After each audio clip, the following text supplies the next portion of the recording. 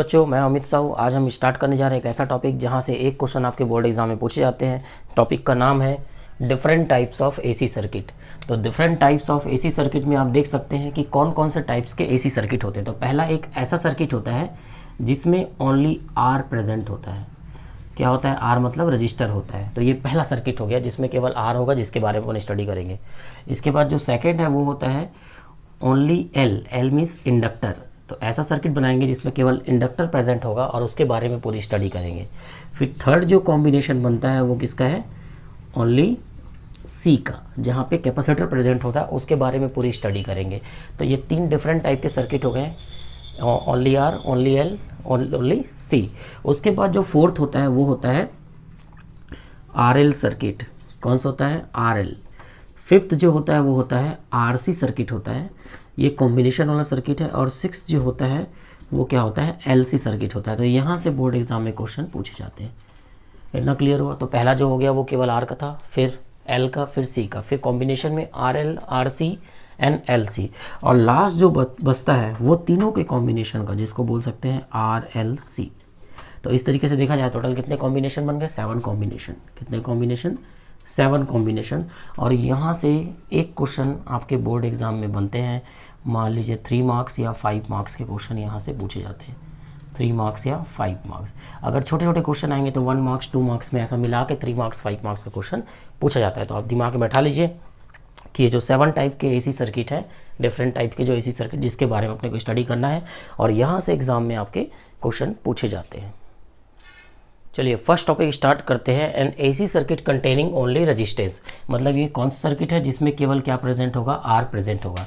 तो मैं एक ऐसा सर्किट बनाऊंगा जिसमें केवल आर क्या होगा? प्रेजेंट होगा। तो देखिए ये आर हो गया।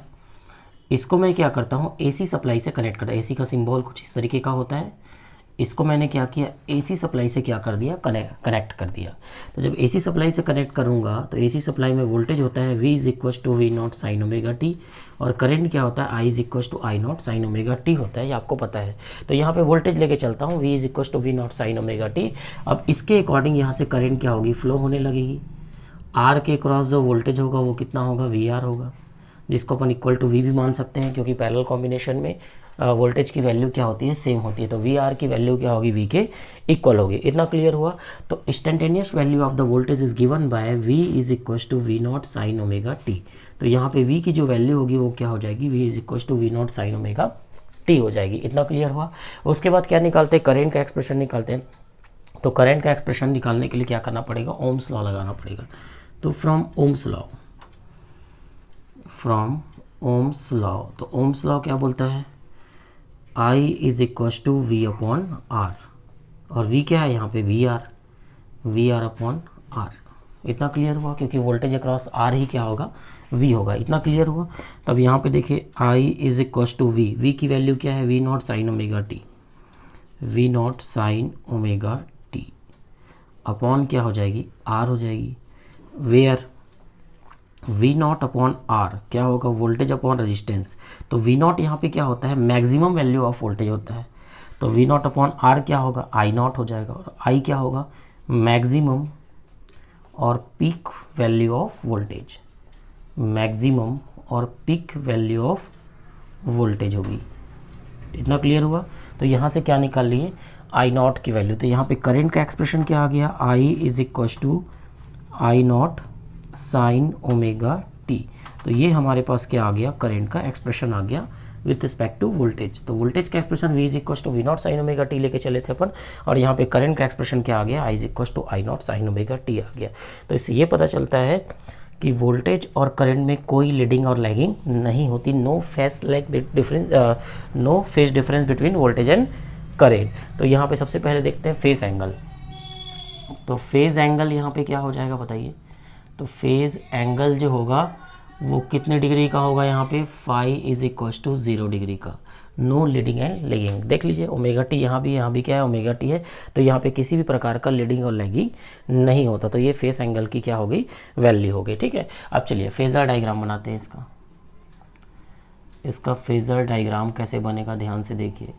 तो फेजर डायग्राम यहाँ पे चेक कर सकते हैं। फेजर डायग्राम कैसे बनेगा? सबसे पहले V is equal to V not sine omega T में बनाता हूँ।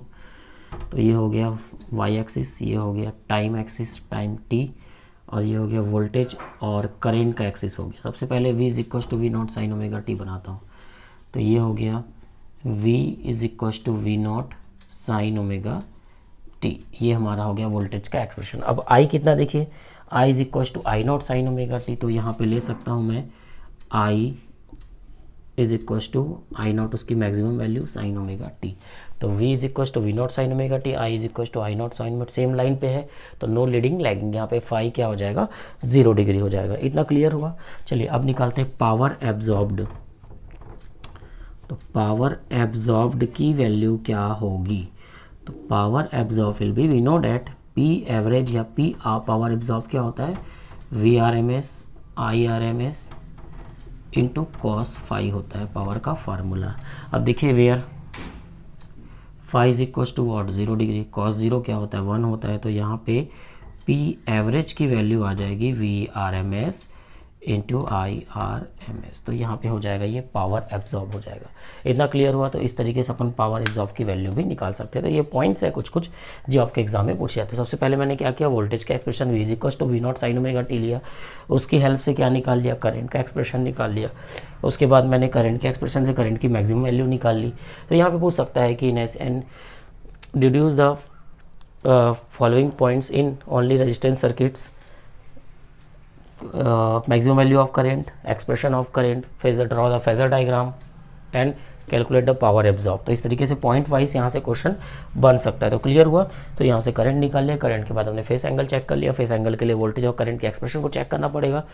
उसके बाद फिर फेजर डायग्राम हमने बनाया, फिर लास्ट में क्या बनाया हमने, पावर एब्जॉर्ब। इतना क्लियर हुआ। तो ये था ऐसी सर्किट कंटेनिंग ओनली रेजिस्टेंस। जब रेजिस्टेंस होगा तो किस तरीके से उसका कैलकुलेशन करेंगे। इतना क्लियर हुआ। चलिए अब नेक्स्ट सेकेंड देखते हैं, N AC circuit containing only capacitor. तो हम एक ऐसा सर्किट बनाएंगे जिसमें केवल C प्रेजेंट होना चाहिए। ठीक है, चलिए अपन एक ऐसा सर्किट बनाते हैं जिसमें केवल क्या होना चाहिए, C प्रेजेंट होना चाहिए इस तरीके से। और इसको हमने क्या किया, AC सप्लाई से क्या कर दिया, कनेक्ट कर दिया। सेम पॉइंट्स यहाँ पे भी सॉल्व करेंगे। और AC सप्लाई में V इज इक्वल टू होता है V not sine omega T. ये आपको पता है कि AC में अपन कितना वोल्टेज फ्लो करते हैं, V is equal to V not sine omega T, जो टाइम के अकॉर्डिंग क्या होता है, चेंज होता है, क्योंकि इसका नेचर कैसा होता है, AC जैसा होता है। तो यहाँ पे C प्रेजेंट हो गया, इसके क्रॉस वोल्टेज हो जाएगा VC is equal to V ले सकते हैं, है ना, V की इक्वल होगा, केवल C प्रेजेंट है। इतना क्लियर हो गया। तो चलिए यहाँ पे सबसे पहले क्या निकालते हैं अपन, वोल्टेज का एक्सप्रेशन देखते हैं। तो an instantaneous value of the voltage is given by V is equal to V not sine omega T. तो यहाँ पे वोल्टेज का एक्सप्रेशन क्या है, V is equal to V not sine omega T है। अब उसकी हेल्प से करंट निकालेंगे। तो करंट कैसे निकालेंगे, तो हमको पता है कि यहाँ पे अपन चार्ज को स्टोर कर सकते हैं। तो वी नो डैट, यहाँ पे देख सकते हैं वी नो डैट, तो चार्ज का फार्मूला क्या होता है, we know that Q is equal to C V. ये चार्ज का क्या होता है, फार्मूला होता है। Q इज इक्वल टू क्या होता है, सी वी होता है। तो V की वैल्यू पुट करेंगे तो यहाँ पे क्या हो जाएगी, V is equal to C V not sine omega T. अब देखिए यहाँ पे मुझे क्या निकालना है, करंट का एक्सप्रेशन निकालना है। चार्ज का एक्सप्रेशन आ गया, Q is equal to C V not sine omega T. तो चार्ज को अगर टाइम के रिस्पेक्ट में मैं क्या करूँ, डिफ्रेंशिएट कर दूँ, तो क्या निकल जाएगा, करंट, क्योंकि चार्ज अपॉन टाइम क्या होता है, करंट होता है। तो इसको लिख सकते हैं differentiate with respect to T. तो जब टी के रिस्पेक्ट में डिफ्रेंशिएट करेंगे तो ये हो जाएगा D Q upon D T is equal to C V not omega, constant है बाहर ले जाया जाएगा, तो यहाँ पे आ जाएगा D upon D T sine omega T. अब इसको आसानी से अपन क्या कर सकते हैं, डिफ्रेंशिएट कर सकते हैं। तो चार्ज अपॉन टाइम क्या होता है, current, C V not omega D upon D T sine omega T का डिफ्रेंशिएशन क्या होता है, ओमेगा कॉस ओमेगा टी होता है।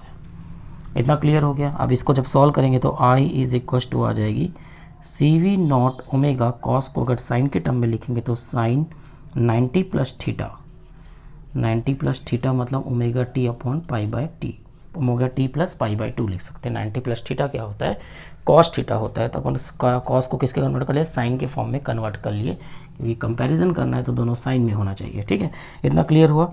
तो यहाँ से वेयर देख सकते हो सी वी नॉट ओमेगा जो होगा वो क्या होगा, इसका एम्पलीट्यूड, और एम्पलीट्यूड को लिखते हैं क्या, किसका, करंट का। तो आई नॉट, जैसे पढ़ते थे Y is equal to A sine omega T, last year पढ़ते थे, है ना।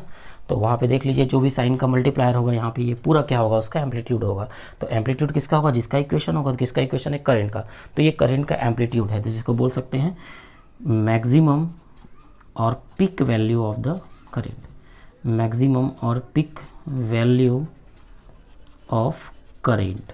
इतना क्लियर हुआ। तो यहाँ पे एक्सप्रेशन ऑफ करंट क्या आ गया, I is equal to I not sine omega T plus pi by 2। तो this is expression of current. तो ये हमारा करंट का एक्सप्रेशन आ गया। अब यहाँ पे चेक करते हैं कि करंट के एक्सप्रेशन में क्या है दोनों में डिफरेंस। तो देखिए यहाँ v is equal to V not sine omega T है, तो यहाँ पे I is equal to I not sine omega T plus pi by 2 है। तो यहाँ पे फेज़ एंगल जो होगा वो कितने डिग्री का होगा, या फेज़ डिफरेंस बोल सकते हैं, फेज़ एंगल बोल सकते हैं। कितने का होगा फेज़ डिफरेंस जो है, पाई बाई 2 का होगा। तो फाई इज इक्वल टू क्या आ जाएगा, पाई बाई 2। मतलब current leads voltage by angle pi by 2। तो यहाँ पे बोल सकते हैं करेंट क्या कर रहा है, प्लस है, मतलब करेंट क्या कर रहा है, वोल्टेज को लीड कर रहा है। कितने एंगल से, पाई बाई 2 फेज़ एंगल से क्या कर रहा है, लीड कर रहा है। तो ऐसा ही बोल सकते हैं current leads voltage by angle pi by 2। इस तरीके से भी अपन बोल सकते हैं। अब आगे फेज़र डायग्राम बनाते हैं। तो फेज़र डायग्राम के लिए ध्यान से देखिए कैसे बनाएंगे। तो फेज़र डायग्राम बनाने के लिए क्या कर सकते हैं अपन, इस तरीके से ग्राफ बना सकते हैं। ये हो गया हमारा टाइम का एक्सिस, ये v और I का। सबसे पहले v is equal to V not sine omega T बना देता हूँ। v is equal to V not sine omega T हो गया। अब देखिए करंट का जब अपने को ग्राफ बनाना है, तो करंट का ग्राफ बनाने के लिए, फेज़र डायग्राम बनाने के लिए देखते हैं करंट में क्या, omega T plus pi by 2। तो करंट में ओमेगा टी तो रहेगा, प्लस यहाँ पे क्या हो जाएगा, पाई बाय 2 भी हो जाएगा। तो ये हो गया omega T plus pi by 2। तो ये एक्सप्रेशन किसका हो गया, I is equal to I not sine omega T plus pi by 2 हो गया। हमेशा याद रखिएगा वोल्टेज से करंट की वैल्यू क्या होती है, कम होती है। तो इसको नीचे बनाएंगे थोड़ा, ठीक है। इतना क्लियर हो गया। एक और फेज़र डायग्राम है, आपके बुक में दिया रहता है, तो आप देख सकते हो। तो इस तरीके से आप बना सकते हो, है ना। सबसे पहले v is equal to V not sine omega T बना लेते हैं। तो ये हो गया v is equal to V not sine omega T का ग्राफ, है ना। अब I में क्या है, I is equal to I not sine omega T plus pi by 2। तो पाई बाई 2 मतलब यहाँ तक तो पाई होता है, ये 2 पाई होता है, और ये हाफ जो होता है पाई बाई 2। तो इसको हाफ यहाँ से स्टार्ट करो, इस तरीके से स्टार्ट हो गया।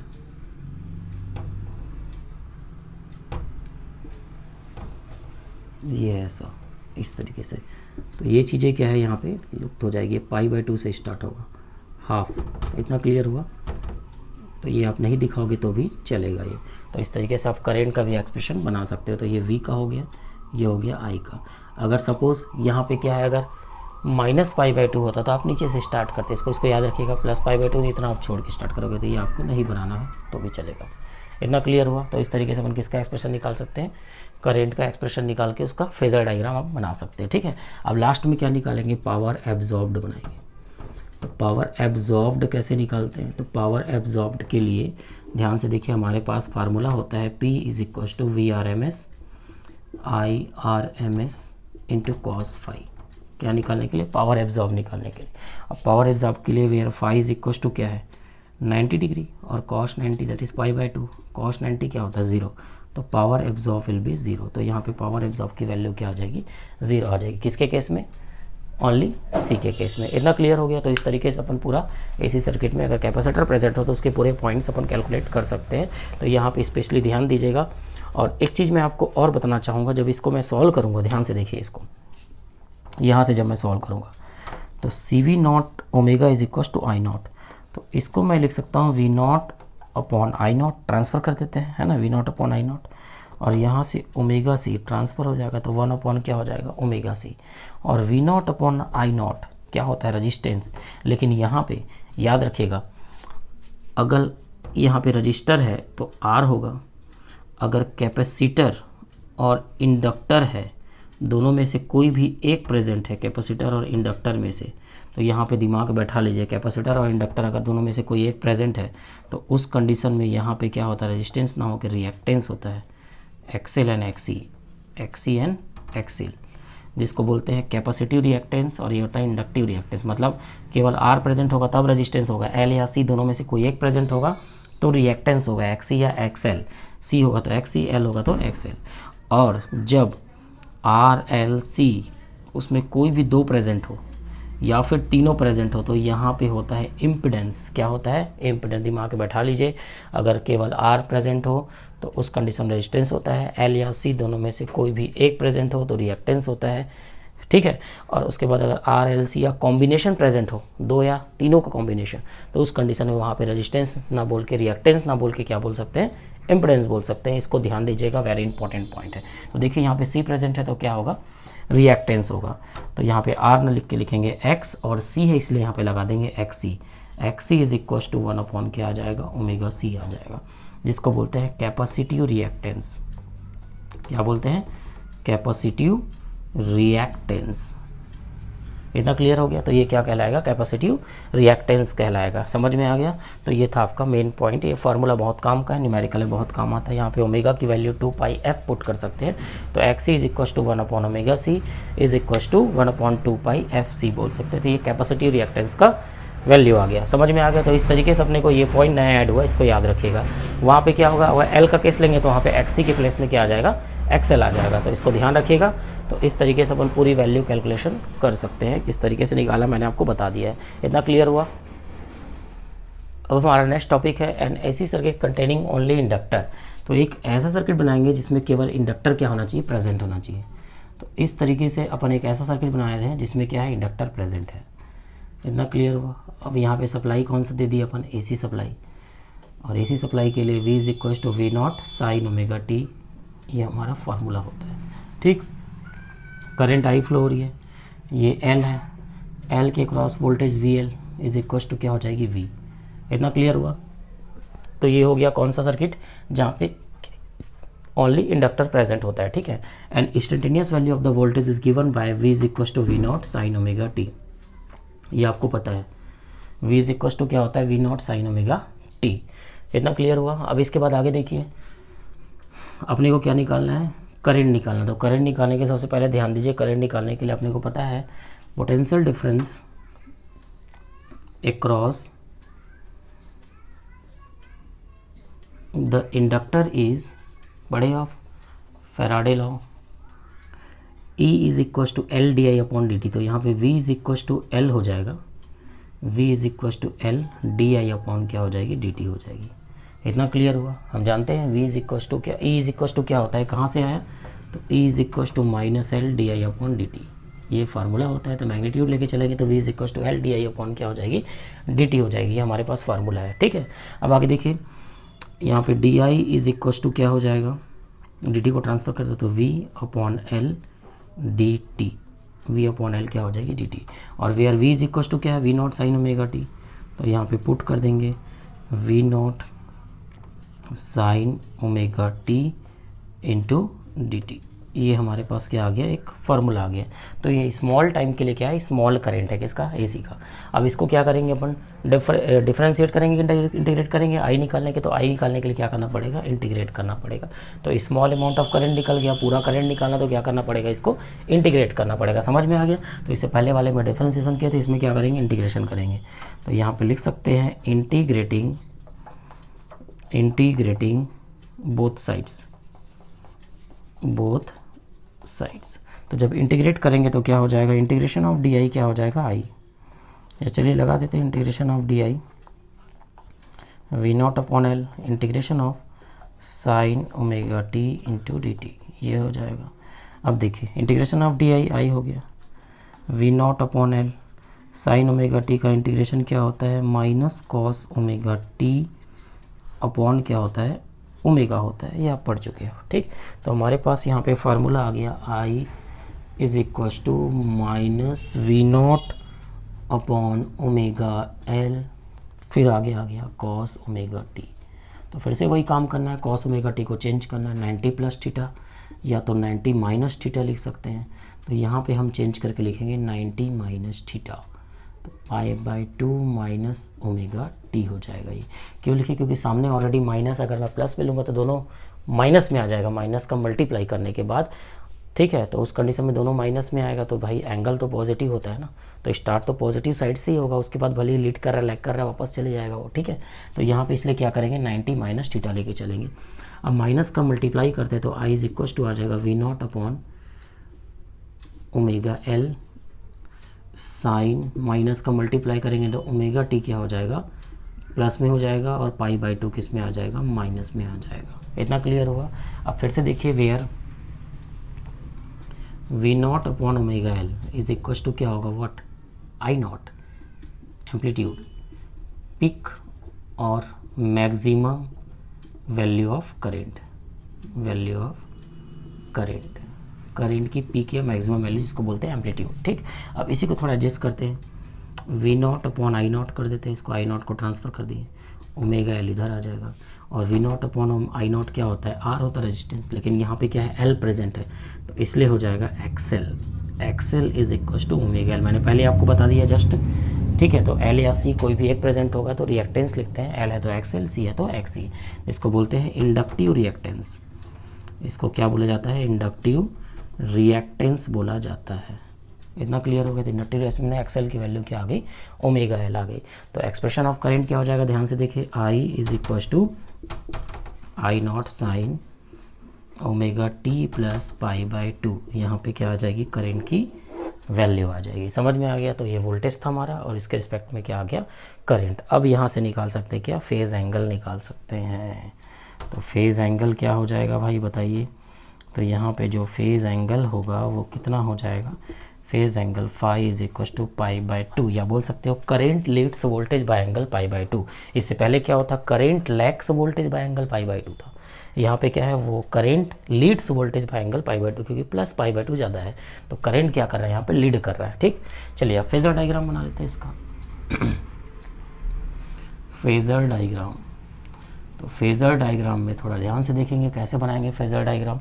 तो फेज़र डायग्राम बनाने के पहले सबसे पहले देखते हैं अपन क्या करते हैं। यहाँ पे ये टाइम हो गया, सबसे पहले v is equal to V not sine omega T बना लेते हैं, v is equal to V not sine omega T बना लिए।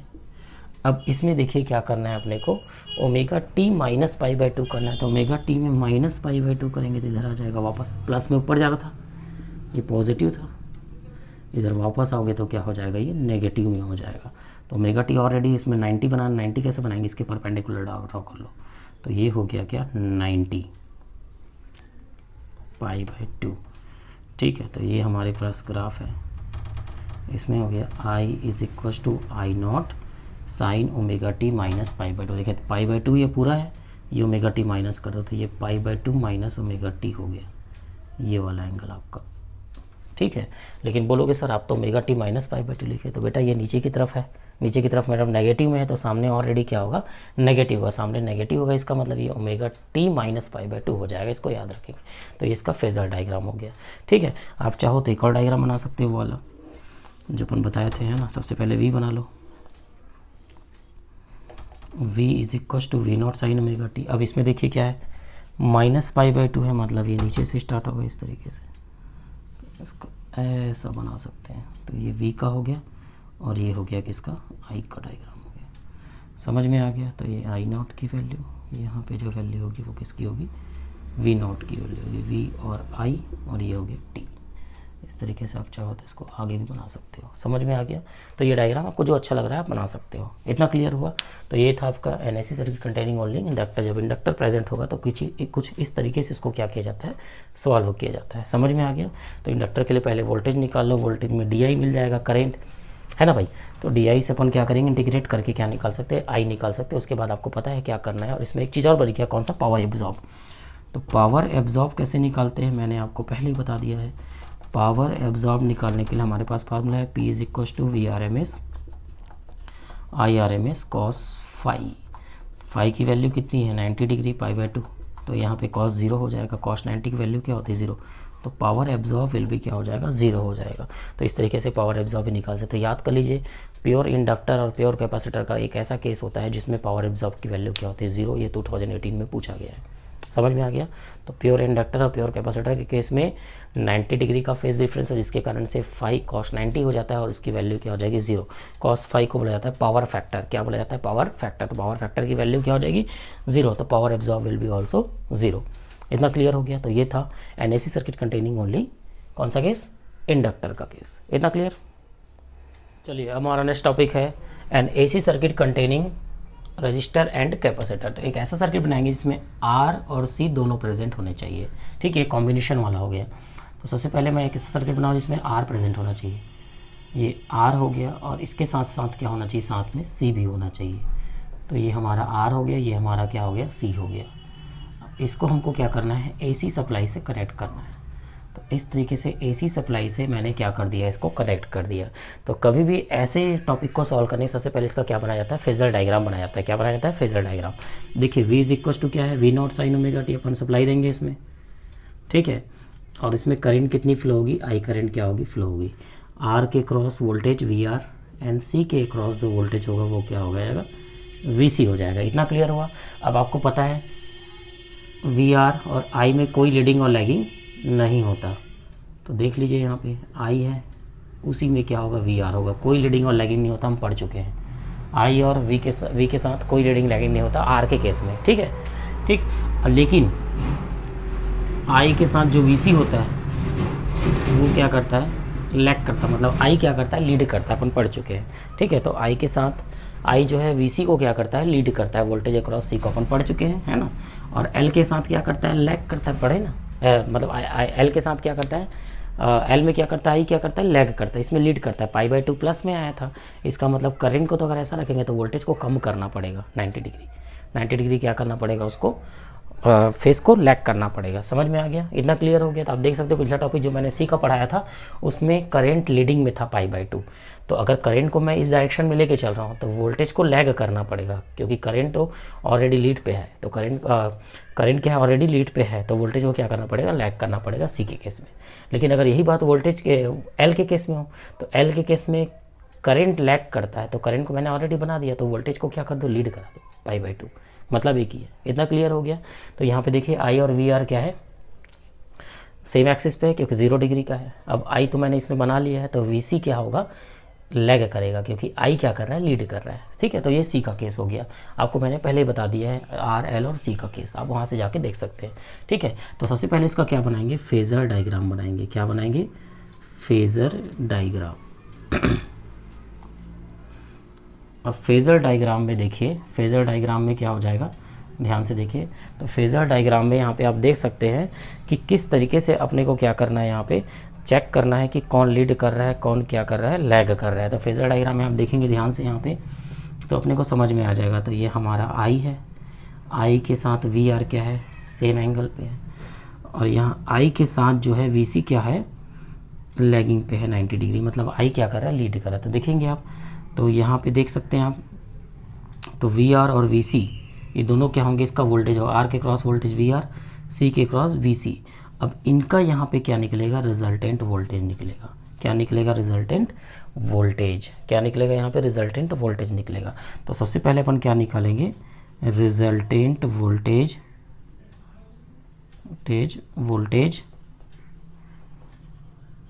And impedance. इम्पिडेंस क्यों बोल रहा है? क्योंकि कॉम्बिनेशन का केस है, तो यहाँ पे रेजिस्टेंस नहीं होगा, ना ही रिएक्टेंस होगा।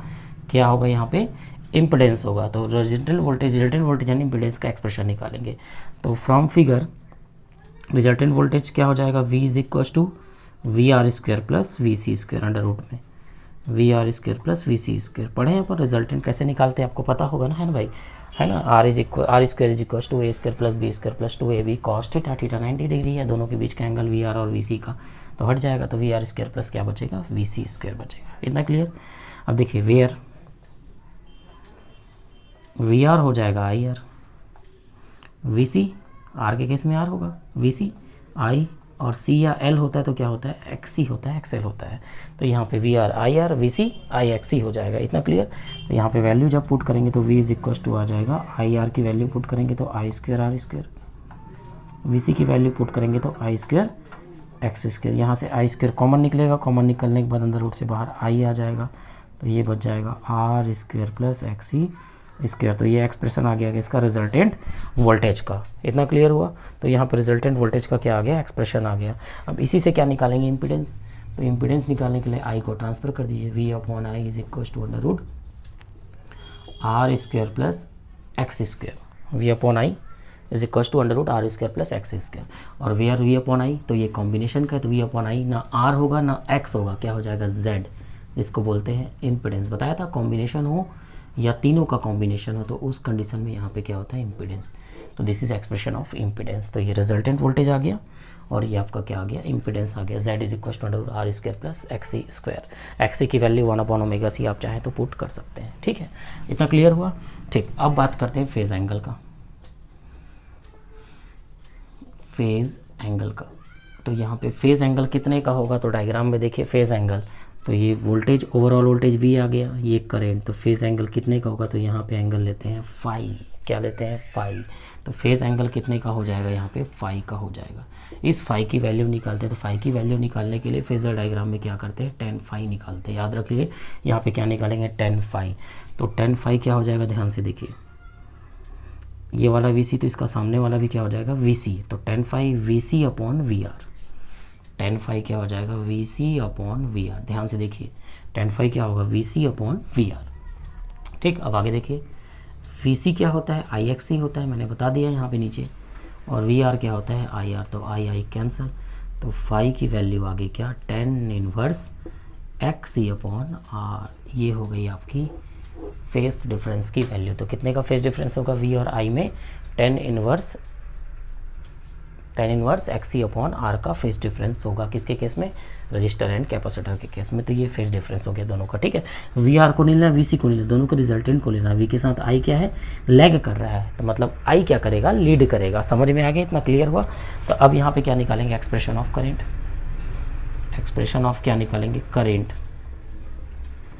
तो फ्रॉम फेजर डायग्राम से आप देख सकते हो, अगर V को V0 साइन ओमेगा टी लिखा तो I क्या हो जाएगा, I में प्लस क्या हो जाएगा, फाई हो जाएगा। तो I is equal to I0 sine omega T plus phi. Phi plus क्यों किए, क्योंकि V क्या है हमारे पास, V0 साइन ओमेगा टी है। तो I क्या हो जाएगा, I ऊपर की तरफ है तो प्लस, उसमें क्या हो रहा है, फाई हो रहा है, तो sine omega T plus phi हो जाएगा। अब I0 क्या हो जाएगा, तो I0 जो होता है यहाँ पे हो जाएगा V0 वोल्टेज अपॉन रजिस्टेंस। तो यहाँ पे रजिस्टेंस कितना होगा, इम्पीडेंस होगा। तो I0 इज इक्वल टू क्या हो जाएगा, V0 अपॉन Z, क्योंकि कॉम्बिनेशन के सर्किट में मैंने आपको बता दिया कि Z होगा। तीन चीज़ मैंने बताया था, अगर R L C अलग अलग प्रेजेंट है तो R में R, L में X, C में भी क्या होगा, X होगा, जब अलग अलग प्रेजेंट है। जब कॉम्बिनेशन में आ जाएगा तो वहाँ पे क्या हो जाएगा, रेजिस्टेंस, रिएक्टेंस ना हो के क्या होगा, इम्पीडेंस होगा। तो यहाँ पे रेजिस्टेंस क्या हो जाएगा, इम्पीडेंस। तो यहाँ पे वैल्यू आ जाएगी V0 अपॉन Z। Z कितना है, under root R square plus XC square आ गया। इतना क्लियर है। दिस इज मैक्सिमम और peak value of current. Peak value of current, ये हो गई एक्सप्रेशन ऑफ करेंट। इतना क्लियर हुआ। तो यहाँ से अपन एक्सप्रेशन ऑफ करेंट भी निकाल सकते हैं। अब क्या निकालेंगे, पावर एब्जॉर्ब्ड। फिर से अपना फिर नेक्स्ट पॉइंट क्या निकालेंगे, पावर एब्जॉर्ब निकालेंगे। तो पावर एब्जॉर्ब्ड निकालने के लिए हमको क्या करना पड़ेगा, तो पावर एब्जॉर्ब्ड के लिए अपने को क्या करना पड़ेगा, यहाँ पे फार्मूला लिखना पड़ेगा, P is equal to VRMS IRMS cos phi, where cos phi is equal to, तो डायग्राम में देखिए cos फाई क्या हो जाएगा, base upon hypotenuse, base VR hypotenuse V, base VR hypotenuse V। अब यहाँ पे देख सकते हैं VR क्या होता है, IR होता है, और V क्या हो जाएगा, IZ हो जाएगा, क्योंकि V पूरे का है। तो पूरे का V होगा तो उस कंडीशन रेजिस्टेंस क्या लेके चलेंगे, Z लेके चलेंगे। समझ में आ गया। तो यहाँ से I कैंसिल हो गया, तो cos फाई की वैल्यू क्या आ गई, R/Z। This is power factor, R/Z। तो P इज इक्वल टू क्या आ गया, VRMS IRMS इंटू R/Z। ये हो गया पावर एब्सॉर्ब। इतना क्लियर हुआ। तो इस तरीके से अपन क्या निकाल सकते हैं, कॉम्बिनेशन का भी क्या निकाल सकते हैं, पॉइंट्स निकाल सकते हैं, expression of current, phase angle, resultant voltage सब निकाल सकते हैं, फेजर डायग्राम भी बना सकते हैं। तो यहाँ से क्वेश्चन आ सकता है, इन RC circuit deduce resultant voltage, expression of resultant voltage and impedance, expression of current, draw phasor diagram and calculate the phase angle and lastly बोल देगा पावर एब्सॉर्ब कैलकुलेट करने के लिए। तो इस तरीके से क्वेश्चन यहाँ से बन सकते हैं। इतना समझ में आया तो सबसे पहले क्या करना है, यहाँ पे आपको फेजर डायग्राम बनाना है। फेजर डायग्राम से आपको पता चल जाएगा कि रिजल्टेंट वोल्टेज कैसे निकलेगा, उससे इम्पीडेंस कैसे निकलेगा। फेजर डायग्राम से ही आपको पता चलेगा फेज एंगल कितना होगा, फेज का एक्सप्रेशन ऑफ करेंट कैसा होगा, कौन लेट कर रहा है, कौन लैग कर रहा है, ये सब पूरा क्लियर हो जाएगा किसी आपके फेजर डायग्राम से। बाकी चीज़ें पूरा कैलकुलेशन किस पे डिपेंड करता है, फेजर डायग्राम।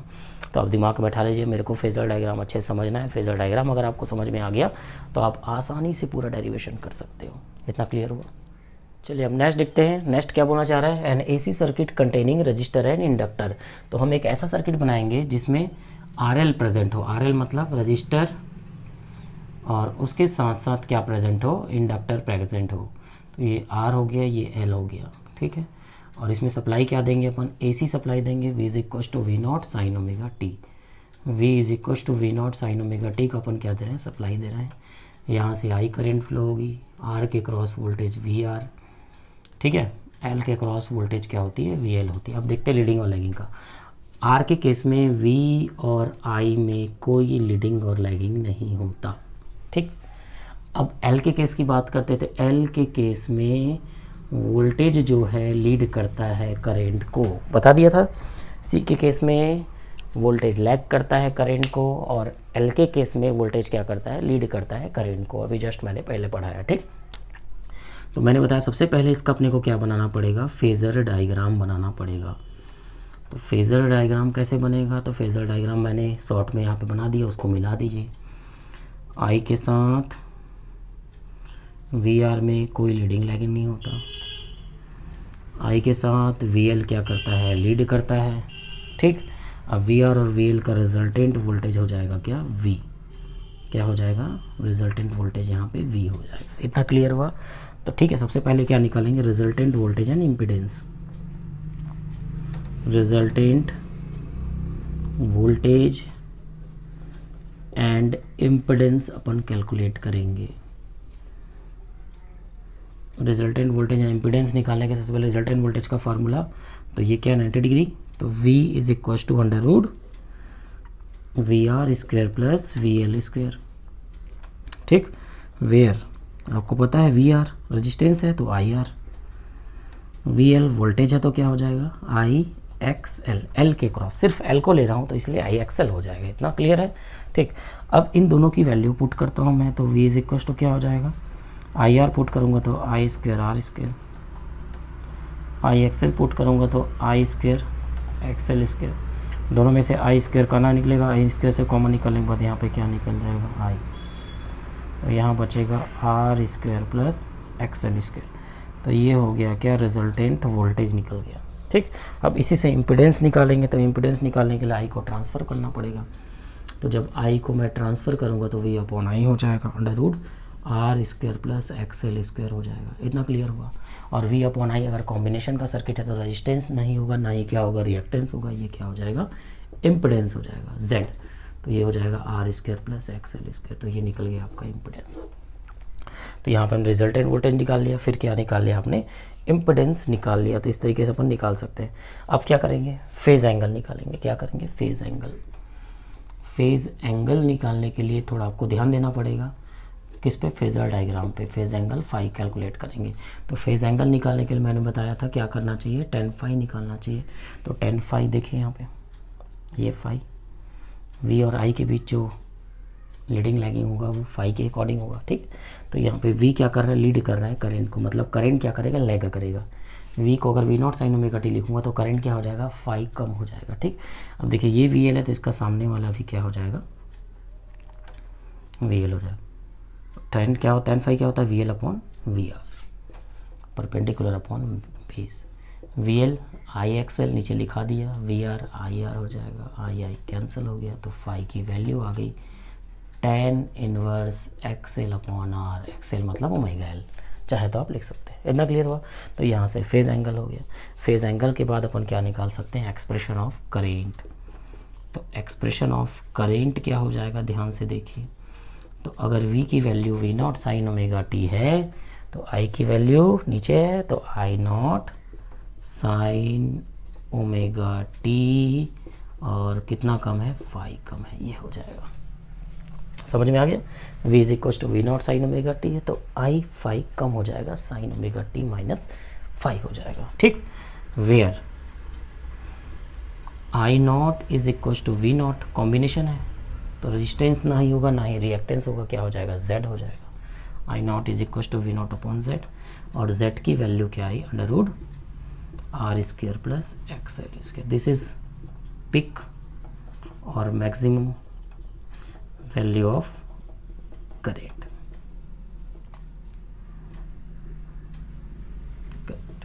इतना क्लियर हो गया। तो इस तरीके से अपन क्या निकाल सकते हैं, एक्सप्रेशन ऑफ करंट भी निकाल सकते हैं। समझ में आ गया इतना। अब लास्ट में क्या बच गया, पावर एब्जॉर्ब्ड। क्या बच गया, पावर एब्जॉर्ब्ड।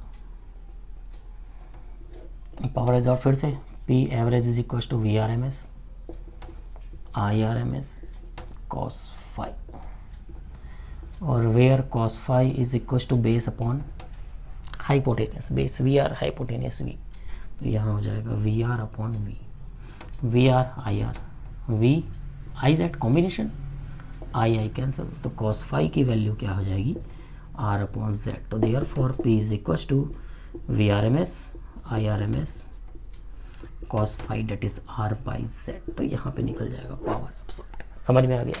तो सेम चीज़ है, आर एल हो चाहे आर सी हो, दोनों का सोल्यूशन क्या होगा, सेम होगा। बस अंतर क्या है, यहाँ पे वी एल आ गया, वहाँ पे क्या था, नीचे की तरफ वी सी था। बाकी पूरा प्रोसेस और तरीका क्या है, पूरा सेम है। इधर समझ में आ गया। तो एक बार आपको फेजर डायग्राम समझना है। फेजर डायग्राम समझने के लिए आपको आर एल सी अलग अलग समझना पड़ेगा। अगर आर एल सी अलग अलग आप समझ लेते हो तो ये डेरिवेशन आसानी से हो जाएगा। इतना क्लियर हुआ। तो यहाँ से क्वेश्चन आते हैं, इसको डेफिनेटली तैयारी करिए, बहुत अच्छे से तैयारी करिए। इतना क्लियर है। चलिए अब नेक्स्ट टॉपिक है। नेक्स्ट टॉपिक देखते हैं, N AC circuit containing inductor and capacitor. तो मुझे एक ऐसा सर्किट बनाना पड़ेगा जिसमें इंडक्टर होगा और उसके साथ साथ क्या होने चाहिए, कैपेसिटर होना चाहिए। मतलब एल और सी दोनों साथ में क्या होने चाहिए, प्रेजेंट होने चाहिए। ये हमारी एसी सप्लाई जैसा अपन सभी में लेते हुए आए हैं। AC V is equal to V not sine omega T, यहाँ से हाई करंट फ्लो होगी। एल के cross voltage V L, C के क्रॉस वोल्टेज वी सी। सबसे पहले एक शॉर्टकट फेजर डायग्राम है ना, आई के साथ वी एल लीड करता है, आई के साथ वी सी क्या करता है, लैग करता है। इसको थोड़ा सीधा बना देते हैं ना भाई, ये ऐसा होगा। ठीक है, 90 डिग्री सब पढ़ चुके अपन। एल और सी का केस देखेंगे, समझ में आ जाएगा। ठीक, तो इसमें सबसे पहला पॉइंट क्या है, अपने को फेजर डायग्राम बनाना है। सबसे पहले क्या बनाना है, फेजर डायग्राम बनाना है। तो फेजर डायग्राम में सबसे पहले देखिए, इन दोनों डायग्राम को मिक्स करना है। तो ये हमारा आई हो गया, ये हमारा वी एल हो गया, ये हमारा वी सी हो गया। ठीक, अब आई वी एल वी सी इतना क्लियर हो गया। तो यहाँ सबसे पहले चेक करना पड़ेगा कि अपने को रिजल्टेंट वोल्टेज कैसे निकालना है। तो सबसे पहला कैलकुलेशन होगा रिजल्टेंट वोल्टेज एंड इम्पिडेंस का। किसका, रिजल्टेंट वोल्टेज एंड इम्पिडेंस का, ये कैलकुलेशन होगा। रिजल्टेंट वोल्टेज कैसे निकालेंगे, तो देखिए वी एल और वी सी वेक्टर पढ़े है ना भाई। एक 5 न्यूटन का फोर्स इधर लग रहा है, 3 न्यूटन किधर लग रहा है, 5 इधर 3 इधर, 5 माइनस 3 कितना हो गया, 2 न्यूटन। रिजल्टेंट 5 और 3 सेम डायरेक्शन में ऐड हो जाते हैं, अपोजिट में माइनस। सेम चीज़ यहाँ पे भी लगाना है। वी एल और वी सी का डायरेक्शन अपोजिट है, तो यहाँ पे रिजल्टेंट वोल्टेज वी जो होगा वो क्या होगा, वी एल माइनस क्या हो जाएगा, V C. 5 newton 3 newton, 5 minus 3 resultant आया 2 न्यूटन। इतना क्लियर हो गया। सेम वैसे ही तो यहाँ पे वोल्टेज का फंडा भी वही है। तो वी इज इक्वल टू क्या हो जाएगा, वी एल माइनस वी सी। तो यहाँ पे रिजल्टेंट वोल्टेज वी जो हो जाएगा वो हो जाएगा V L minus V C. V L होता है I X L, V C क्या होता है, आई एक्स सी होता है। तो यहाँ से वी की वैल्यू निकल गई। अब इसी वी से आई को क्या करेंगे, कॉमन लेंगे, तो क्या निकल जाएगा, एक्सएल माइनस क्या हो जाएगा, एक्सी हो जाएगा। तो ये आपका रिजल्टेंट वोल्टेज का क्या आ गया, एक्सप्रेशन आ गया। अब इसी रिजल्टेंट वोल्टेज के एक्सप्रेशन से अपन क्या निकाल सकते हैं, इम्पिडेंस निकाल सकते हैं। इम्पिडेंस निकालने के लिए वी के नीचे आई को ले आएंगे, X L minus X C. V upon I क्या होता है, आर होता है, एक्स होता है, जेड होता है, लेकिन ये कॉम्बिनेशन का है। तो इस कंडीशन में यहाँ पे क्या लिखेंगे, जेड आ जाएगी एक्सएल माइनस एक्सी। इतना क्लियर हुआ। तो इस तरीके से अपन क्या निकाल सकते हैं, इम्पिडेंस भी निकाल सकते हैं। तो अपन रिजल्टेंट वोल्टेज भी निकाल लिया और क्या निकाल लिया, इम्पिडेंस, दोनों कैलकुलेट कर लिए। ठीक, अब इसके बाद बात करते हैं फेज एंगल की। फेज एंगल की फेज़ एंगल यहाँ पे कितने का होगा, तो देख लीजिए डायग्राम से क्लियर दिख रहा है from the figure. Phase angle कितने होगा, तो V और I के बीच का जो फेज़ एंगल है वो कितने का है, π/2 का है। कैलकुलेशन करने की ज़रूरत नहीं है, तो यहाँ पे आ जाएगा π/2। फेज़ एंगल कितने का होगा, π/2 का होगा। इतना क्लियर हुआ। अब यहाँ से अपन चाहे तो क्या निकाल सकते हैं, एक्सप्रेशन ऑफ करंट भी निकाल सकते हैं। कैसे निकालेंगे एक्सप्रेशन ऑफ करंट, तो एक्सप्रेशन ऑफ करंट निकालने के लिए आपको थोड़ा ध्यान देना पड़ेगा। एक्सप्रेशन ऑफ करंट, तो एक्सप्रेशन ऑफ करंट कैसे निकलेगा, तो एक्सप्रेशन ऑफ करंट कैसे निकलेगा, तो ध्यान से देखिए, I = I0 साइन। अब चेक करते हैं यहाँ पे, तो V0 sign omega T, I π/2 कम है, तो ओमेगा टी में π/2 क्या करना पड़ेगा, कम करना पड़ेगा। तो ये एक्सप्रेशन ऑफ करंट आ गया। तो वेयर I0 = हो जाएगा V0/Z, और V0/Z क्यों लिए, क्योंकि भाई कॉम्बिनेशन है। तो I0 maximum value of current, I0/Z, Z की वैल्यू XL - XC हो जाएगी, जिसको बोलेंगे पीक, और maximum value of current, peak और मैक्सिमम वैल्यू ऑफ करंट, ये हो जाएगी। इसमें एक कंडीशन है, एट रेजोनेंस, इलेक्ट्रिकल रेजोनेंस इसको बोलते हैं। तो एट रेजोनेंस, इसके बारे में बाद में बताऊंगा आपको मैं। XL और XC आपस में क्या होते हैं, इक्वल होते हैं। XL और XC रेजोनेंस के केस में क्या होते हैं, इक्वल होते हैं। पावर फैक्टर यूनिटी होता है, और इसी इक्वलनेस के कारण Z की वैल्यू R के क्या होती है, इक्वल होती है। ठीक, ये रेजोनेंस की कंडीशन है। XL XC की क्या होता है, इक्वल। तो जब XL XC से इक्वल होगा तो I0 = क्या होता है, V0/XL - XC, दोनों जीरो हो जाएंगे, तो I0 ये हो गया जीरो, है ना। XL - XC क्या हो जाएंगे, जीरो हो जाएंगे। तो ये पूरा I0 = V0/0 आ जाएगा। तो करंट क्या हो जाएगी, इन्फिनिटी हो जाएगी, ये याद रखिएगा। ठीक है, maximum value of the current क्या होता है इस कंडीशन में, इन्फिनिटी हो जाता है। क्यों होता है इन्फिनिटी, इलेक्ट्रिकल रेजोनेंस के केस में। तो ये बहुत सारे चीज़ है। तो cos φ 1 हो जाता है, Z की वैल्यू R की इक्वल हो जाती है। लेकिन Z की वैल्यू R की इक्वल किस में होगी, RLC सर्किट में होगी, जो आगे पढ़ाऊंगा मैं। इसको याद रखिएगा। इसको भी यहाँ पे हटा दीजिए, थोड़ा सा ये हटा दीजिए इस केस में। ठीक है, तो ये याद रखिएगा, XL XC के क्या होता है, इक्वल होता है। ठीक, और I0 = V0/0 हो जाता है। अभी फिलहाल ये भी हटा दीजिए, पावर फैक्टर का ये टर्म्स हटा दीजिए, मैं समझाने के लिए लिख दिया था। तो अभी याद रखिएगा, इलेक्ट्रिकल रेजोनेंस में XL जो है XC के क्या होता है, इक्वल होता है। तो I0 = V0/Z हो जाएगा, और Z की वैल्यू XL - XC 0, तो 0, तो इन्फिनिटी आ जाएगा। तो maximum current will be infinity इस केस में। ठीक, अब XL XC की इक्वल होगा तो क्या होता है, यहाँ पे रेजोनेंस फ्रिक्वेंसी निकलती है। XL जब XC के इक्वल होता है तो यहाँ पे रेजोनेंस फ्रिक्वेंसी XL होता है ओमेगा L, XC 1/ωc, ये हो जाएगा ओमेगा L² 1/LC, ओमेगा की वैल्यू 1/√LC हो गया। ठीक हो गया, और ओमेगा होता है 2πf, 2πf = 1/√LC। तो जब यहाँ से कैलकुलेशन करेंगे f की, तो f की वैल्यू आ जाती है 1/2π √LC, ये आ जाएगी। ट्रांसफर करेंगे तो इसी फ्रीक्वेंसी को, f को ही बोलते हैं रेजोनेंस फ्रीक्वेंसी। क्या बोलते हैं, रेजोनेंस फ्रीक्वेंसी। इतना क्लियर हो गया। तो इस तरीके से इसको बोलते हैं इलेक्ट्रिकल रेजोनेंस की कंडीशन। इलेक्ट्रिकल रेजोनेंस की क्या कंडीशन होती है, XL XC की क्या होता है, इक्वल होता है। ये दिमाग में बैठा लीजिए। ठीक ठीक, तो यहाँ पे maximum value of the current कितना हो जाएगा, इन्फिनिटी हो जाएगा एट रेजोनेंस कंडीशन। ये क्वेश्चन बन सकता है, इसको दिमाग में बैठा लीजिए। ठीक, अब आगे देखिए, अब आगे क्या करेंगे, power absorb, power absorbed P = VRMS IRMS cos φ। ठीक, फिर φ क्या, φ कितना 90 डिग्री, तो पावर एब्जॉर्ब विल बी 0, ये हो जाएगा। इतना क्लियर हुआ। तो इस तरीके से अपन LC सर्किट का भी निकाल सकते हैं। बस डिफरेंस क्या है इसमें याद रखिएगा, वहाँ रिजल्टेंट निकालने के लिए क्या किए थे, R² = A² + B² किए थे। यहाँ रिजल्टेंट निकालने के लिए R² = A² + B² नहीं करेंगे, वहाँ R = A - B करेंगे, क्योंकि अपोजिट डायरेक्शन पे है दोनों एक दूसरे के। इतना क्लियर हो गया। तो इस तरीके से अपन LC सर्किट का भी डिराइव कर सकते हैं हर पॉइंट्स को। तो जैसा मैं बता रहा हूँ उसके अकॉर्डिंग तैयारी करते रहिए, दिक्कत नहीं होगी। इतना क्लियर है। चलिए अब नेक्स्ट टॉपिक पढ़ते हैं। नेक्स्ट टॉपिक वेरी इंपॉर्टेंट है, जिसमें अपन RLC सर्किट के बारे में पढ़ेंगे। ऐसी circuit containing register, inductor and capacitor, RLC।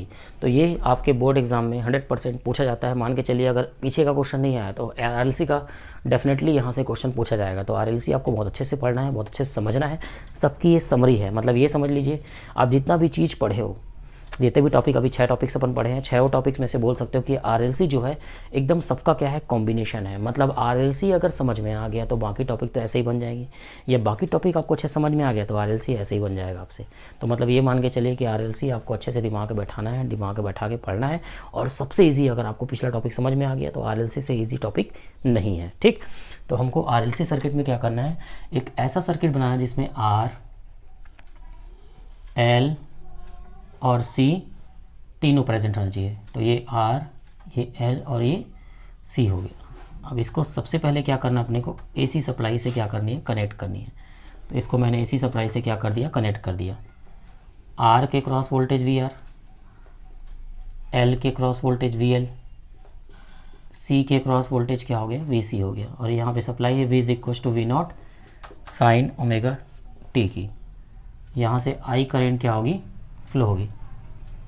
अब देखिए आर के क्रॉस ये आई हो गया, वोल्टेज वी आर। इतना क्लियर हुआ, नो लीडिंग लैगिंग। आई के साथ वी एल क्या करता है, लीड करता है। आई के साथ वी सी क्या करता है, लैग करता है। ये सब अपन पढ़ चुके हैं। तो ये अपना शॉर्टकट फेजर डायग्राम हो गया, ठीक। तो सबसे पहले मैंने बताया था कॉम्बिनेशन ऑफ सर्किट का जितना भी टॉपिक होगा, सबसे पहले क्या बनाना पड़ेगा आपको, इसमें फेज़र डायग्राम बनाना पड़ेगा। तो फेज़र डायग्राम बनाने के लिए क्या करना पड़ेगा आपको, सबको मिक्स करना पड़ेगा। कैसे मिक्स करेंगे, ध्यान से देखिए। ये आई के साथ V R, V A lead, V C lag, ठीक। वी ए लीड कर रहा है, वी सी क्या कर रहा है, लैग कर रहा है। इतना क्लियर हो गया। तो ये अपना डायग्राम बन गया, फेज़र डायग्राम। अब सबसे पहला काम क्या करना है, resultant voltage and impedance calculate करना है। रिजल्टेंट वोल्टेज एंड इम्पिडेंस क्या करना है, कैलकुलेट करना है। तो रिजल्टेंट वोल्टेज निकालने के सबसे पहले देखिए, अब इसमें 3 है आर एल सी। तो पहले एल और सी का रिजल्टेंट निकालेंगे, फिर आर का। तो एल और सी का आ जाएगा, क्या पढ़े हैं, we L minus V C, और आर का आ जाएगा वी आर। फिर दोनों का रिजल्टेंट निकालेंगे। तो वी एल और वी सी का रिजल्टेंट क्या होगा, यहाँ पे आएगा वी एल माइनस वी सी। उसके बाद एल और सी सॉल्व हो गया। अब वी आर और किसका निकालेंगे, we L minus V C का निकालेंगे। तो V L minus V C और वी आर का रिजल्टेंट हो जाएगा वी। समझ में आ गया। तो सबसे पहले एल और सी को सॉल्व करके वी एल माइनस वी सी निकालिए, फिर वी आर और वी एल माइनस वी सी को सॉल्व करेंगे तो क्या निकलेगा, वी निकलेगा। तो कैसे सॉल्व करेंगे, ध्यान से देखिए। तो v is equal to resultant voltage क्या हो जाएगा, वी आर स्क्वायर, और एल और सी को सॉल्व करने के बाद आ गया V L minus V C का होल स्क्वायर। इतना क्लियर हो गया, समझ में आ गया। तो वी आर और V L minus V C का रिजल्टेंट हो जाएगा V R square plus V L minus V C का स्क्वायर। समझ में आ गया सबका। एल और सी में पढ़े वी एल माइनस वी सी होता है, और V L minus V C और वी आर का रिजल्टेंट क्या होता है, वी होता है। तो यहाँ से अपन निकाल सकते हैं। और वी आर की वैल्यू क्या हो जाएगी, I R, I square R square. V L की value I X L, V C की वैल्यू क्या हो जाएगी, आई एक्स सी का स्क्वायर। यहाँ से क्या निकल गई, वी की वैल्यू। अब देखिए यहाँ से सब में से कॉमन क्या निकलेगा, आई स्क्वायर कॉमन निकलेगा, लेकिन अंडर रूट से बाहर सिर्फ आई निकालूंगा मैं। आर स्क्वायर हो जाएगा plus X L minus X C का होल स्क्वायर। ये हमारा रिजल्टेंट वोल्टेज निकल गया, ठीक है। यहाँ से आई स्क्वायर कॉमन निकला, इन दोनों से आई स्क्वायर कॉमन निकल गया, दोनों में से आई स्क्वायर, फिर यहाँ से आई कॉमन निकल गया। तो ये हो गया रिजल्टेंट वोल्टेज की वैल्यू। अब इम्पिडेंस निकालने के लिए क्या करना पड़ता है, मैंने बता दिया, आई को ट्रांसफ़र कर दीजिए, सेम चीज़, R square plus X L minus X C का होल स्क्वायर। और वी अपॉन आई क्या होता है, जेड होता है। कॉम्बिनेशन का सर्किट है, ये तो दिख रहा है आपको सबको, है ना। R square plus X L minus X C का क्या हो जाएगा, होल स्क्वायर हो जाएगा। तो ये आपका इम्पिडेंस निकल गया।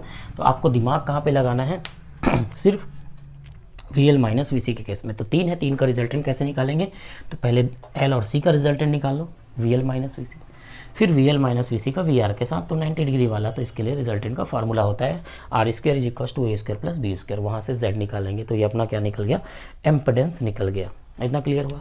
अब बात करते हैं फेज एंगल का। क्या बात करते हैं, फेज एंगल फाई। तो फेज एंगल क्या होगा, ये हमारा वोल्टेज हो गया, ये हमारा करंट।